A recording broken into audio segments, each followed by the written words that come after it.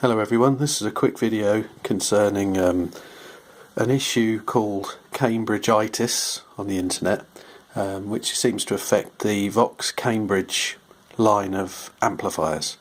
I've just recently bought one, and sure enough it had the same problem of losing power once it got warm.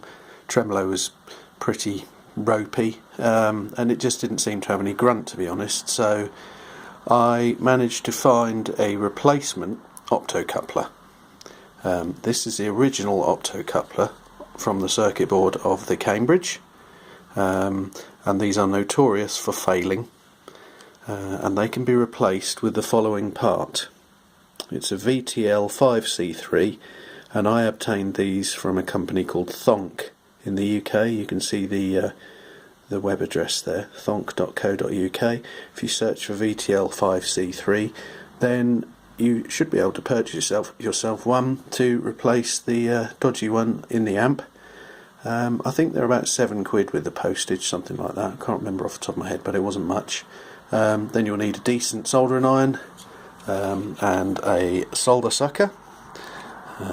Just heat the solder up around the offending item, suck the solder from it until you can remove the optocoupler, and then replace it with the new one, noting the polarity. You have to get the legs right, as in left to right, but also the right way round, because there's an LED inside the VTL, and if you get it the wrong way round, obviously you won't have any light inside the optocoupler.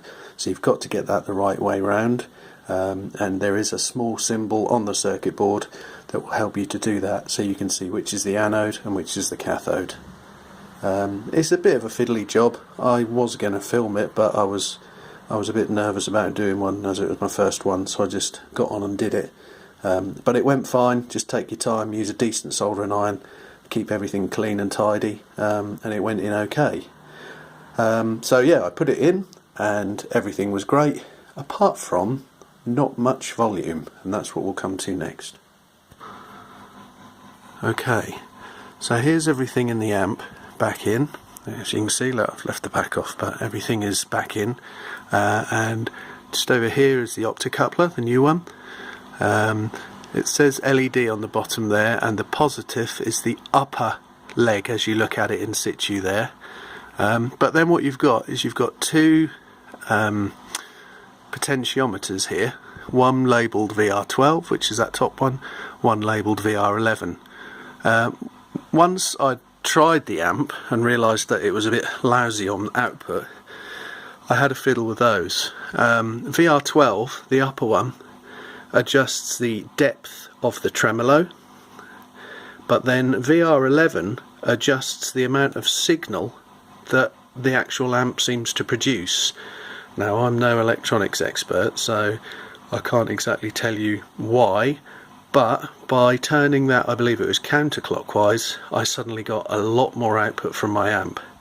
So if you do replace the optocoupler and find that you're not getting what you need volume wise, then it might be worth having a tweak with those, but do it at your own risk, of course. Hope this helps. Cheers, bye.